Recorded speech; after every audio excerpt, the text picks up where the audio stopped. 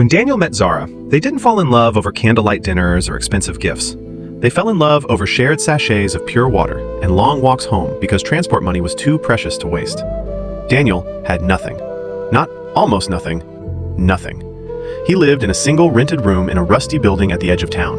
The paint on the walls peeled like forgotten promises, and when it rained, the roof sang louder than a church choir. But he had dignity, and Zara loved him for it.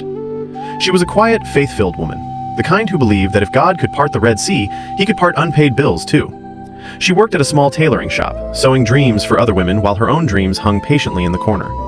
When Daniel proposed, he didn't kneel with a diamond ring. He knelt with trembling hands and a simple silver band he had saved for months to buy. "I don't have much," he told her, his voice breaking, "but I promise to love you in poverty, and if God ever blesses us, in wealth too." Zara smiled through tears. "I'm not marrying your pocket," she whispered. "I'm marrying your heart." And so they married. The wedding was small. Plastic chairs, homemade food, no luxury cars, no grand hall. But there was joy, real joy. Not everyone celebrated them, though. Victor did not. Victor was Daniel's childhood friend. They had grown up in the same dusty streets, but life had chosen different scripts for them. Victor had become wealthy. Luxury cars, designer suits, business deals that smelled like power. He was known in town, feared, respected.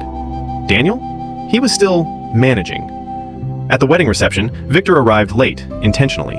He stepped out of his sleek black SUV, his wristwatch flashing like a warning sign. Conversations paused. He walked up to Daniel, looked around at the modest decorations, and smirked. "So this is it?" he said loudly enough for nearby guests to hear. "Bro, you couldn't even wait until you were stable?" Daniel forced a smile. "We're stable in love." Victor laughed. "Love doesn't pay rent." Some guests shifted uncomfortably. Zara felt the sting but held Daniel's hand tighter. Victor leaned closer and whispered, "You should have asked me for help. Or is pride more important than survival?" Daniel swallowed his humiliation. "I'll be fine," he said softly. Victor patted his shoulder like one pities a beggar. "We'll see." Marriage was not easy. The first few months tested them like fire tests gold. There were nights they ate Gary and groundnut for dinner. There were mornings Daniel left home early, walking from office to office, searching for better opportunities. Rejections became routine. Overqualified. Underqualified. "We'll call you." No one ever called. One evening, Daniel returned home to find Zara sitting on the bed in darkness. The electricity had been disconnected. He felt something break inside him. "I'm sorry," he whispered. Zara stood up, walked to him, and placed her hands on his face. "Don't apologize for where we are," she said. "This is not where we'll end." That night, they prayed. Not a polished prayer, not a religious performance, a desperate one. "God," Daniel cried, "I'm tired of failing her." Zara added softly, "Lord, we don't need luxury. Just show us you haven't forgotten us." And heaven was silent. Or so it seemed. The humiliation didn't stop. One afternoon, Daniel ran into Victor at a high-end restaurant. Daniel was there to drop off a proposal he had written for a small startup. Victor was hosting business partners. Victor spotted him.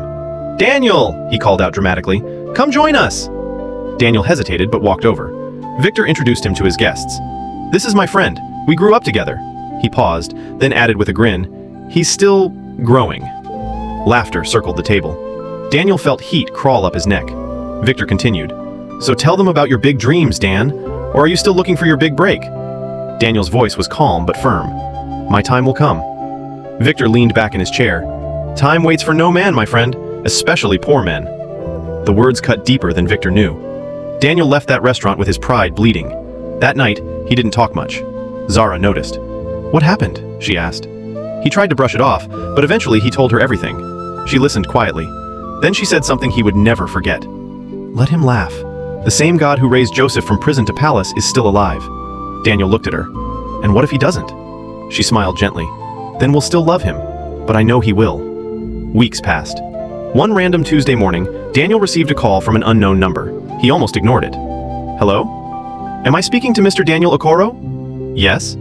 "This is Global Tech Solutions. We received a proposal you submitted months ago. It was reviewed by our international partners. They're interested." Daniel froze. "Interested? How?" "We'd like to fund your concept and appoint you as project director. The initial capital is substantial. We believe your model could scale nationally." His heart pounded. "This isn't a prank?" The woman chuckled. "Not at all. Check your email." He hung up and rushed to an internet cafe. When he saw the figures on the screen, his knees almost gave way. It wasn't just a job. It was transformation. Everything moved fast after that. Contracts were signed, funds were transferred. Daniel's idea exploded into success within months. What started as a small concept grew into a thriving enterprise.